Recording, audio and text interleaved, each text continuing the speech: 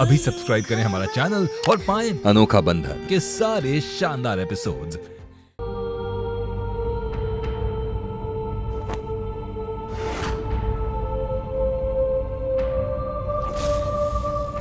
हमें माफ कर दो बेटा, हमें माफ कर दो, हमें माफ कर दो। हमसे बहुत बड़ी भूल हो गई। हम बहुत डर गए थे, हम बहुत डर गए थे।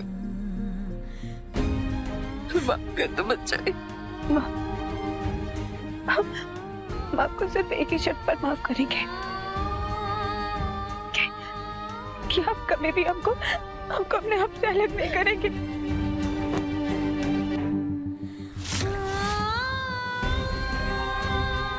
हम कभी भी तुम्हें अपनी आंखों से ओझल नहीं होने देंगे, कभी नहीं।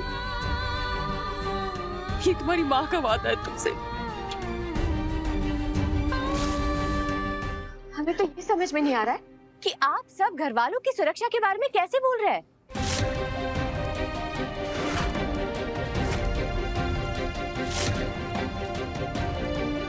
एक बात बताइए, क्या आप लोगों को लगता है कि केतकी के रोग के साथ बच्चे घर में सुरक्षित है?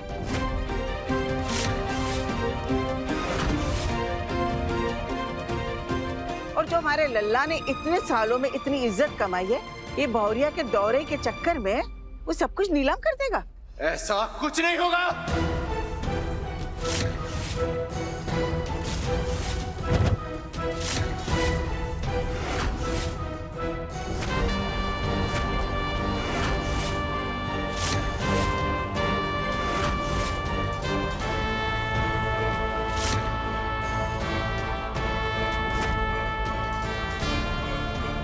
केतकी को कोई रोग नहीं।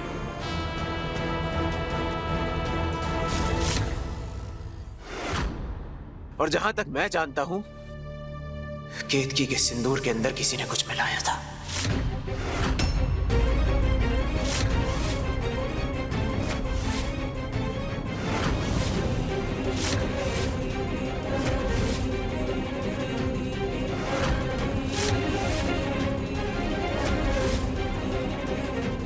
वरदान को ये कैसे पता चल गया?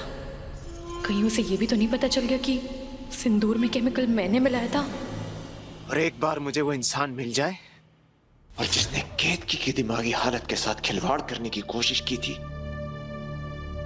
उसे मैं जान से मार दूंगा।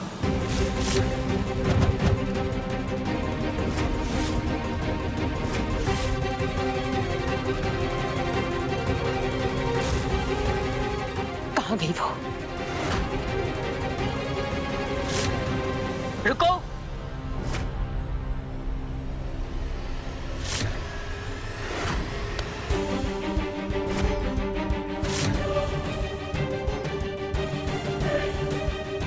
हमारे बहू के जीवन में जो ग्रहण बन के लगी है, यही तो है वो।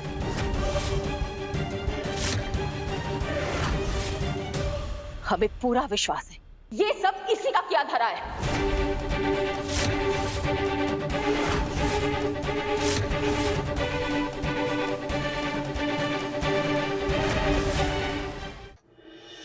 आंटी जी, आप हर चीज का इल्जाम मुझ पर कैसे लगा सकती हैं? और माँ, केतकी को आज जब दौरा आया था तब कालिंदी तो अपने कमरे में थी ना? अरे सुषमा बिल्कुल सही कह रही है। अगर कालिंदी कमरे में बंद थी तो वो मिलावट वाला सिंदूर भौरिया को तो दे नहीं सकती। फिर किस बात का इल्जाम लगाए उस पे?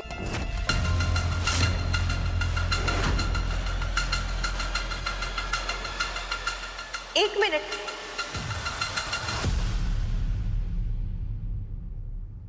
ये देखिए।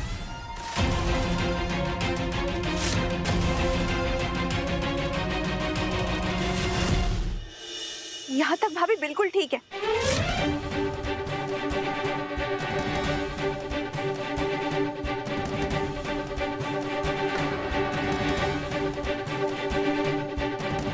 लेकिन ये घूंघट वाली के सिंदूर लगाने के बाद ही भाभी को दौरा पड़ा था।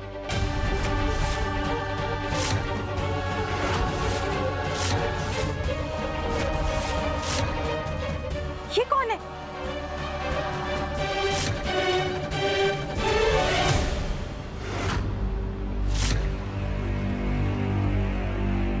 पुष्पा दीदी दी की बहू?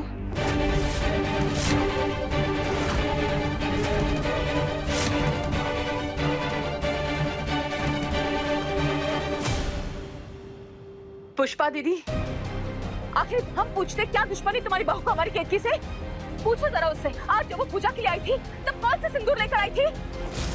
हम बता रहे, हम पुलिस के हवाले।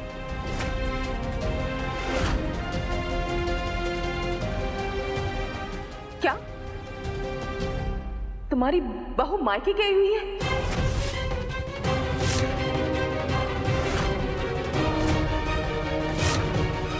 यानी वो इस पूजा में आई ही नहीं थी?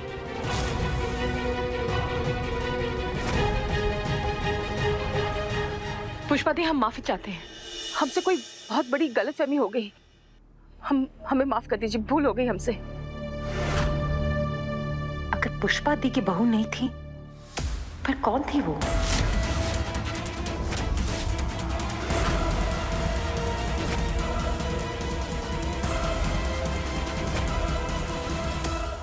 ये ब्योमकेश पक्षी मेरे ही पीछे क्यों पड़ी रहती है?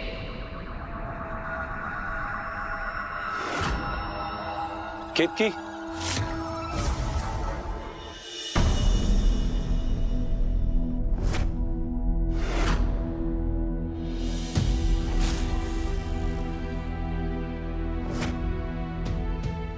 तुम ठीक हो?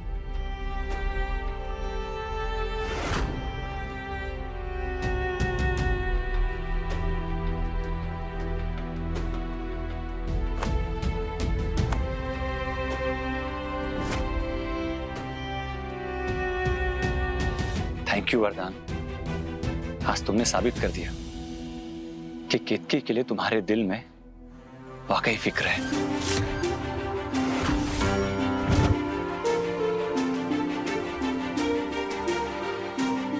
थैंक यू भाई।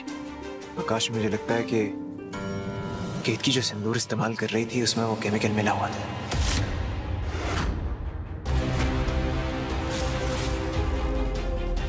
सिंदूर में?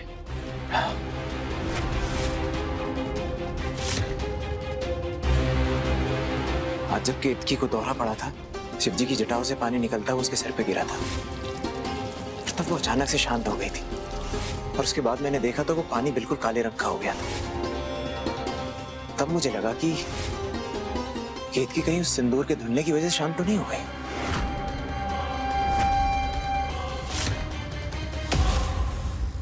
और उसके बाद मैंने याद किया कि केतकी को जब जब दौरा आया था तब उसके सर पर पानी फेंका गया था, जिसकी वजह से उसका सिंदूर धुल गया था। और तब मेरा शक विश्वास में बदल गया, मिलावट तो सिंदूर में ही है। ये पानी वाली बात तो आंटी जी ने भी बताई थी हमें। वो पानी काला हो गया था? हाँ। आकाश, तुमने भी कहा था ना कि अगर वो केमिकल पानी में मिल जाए तो फिर पानी का रंग काला हो जाएगा। जी,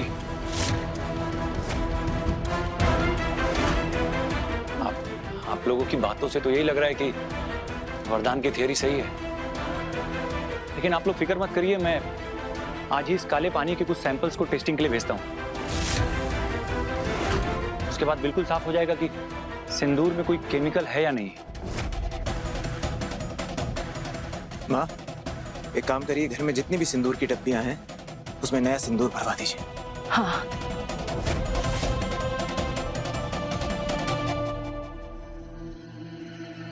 थैंक यू आकाश, एक डॉक्टर के फर्ज से ज्यादा एक दोस्त का फर्ज निभाने के लिए थैंक यू।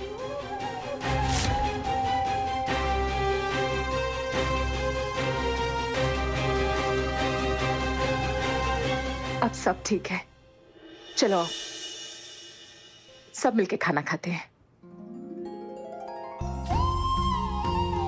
आकाश बेटा, आज तुम भी हमारे साथ खाना खाओगे? हाँ आंटी, आज भूख भी बहुत लगी है, इसलिए मना नहीं करूंगा।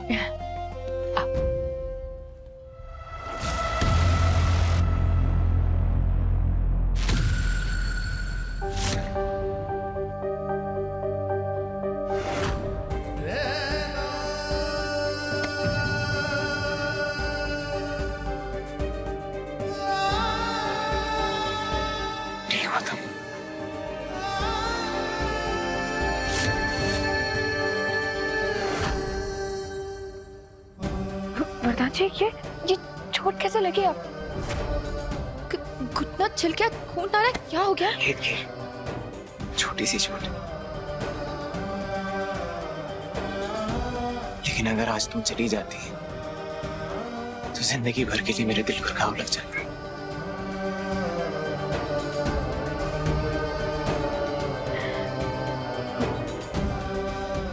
मीठी कहाँ है प्रधान जी?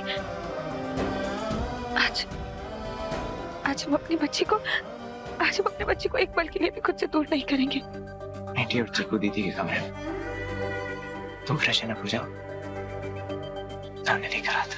नहीं, अब आप हमारे साथ चलिए, पहले हम आपको पट्टी करते हैं। बेटी, छोटी सी चोट है, कुछ नहीं होगा। नहीं, आप कुछ नहीं कहेंगे। आप चलिए हमारे साथ, हम पहले पट्टी करेंगे। आइए।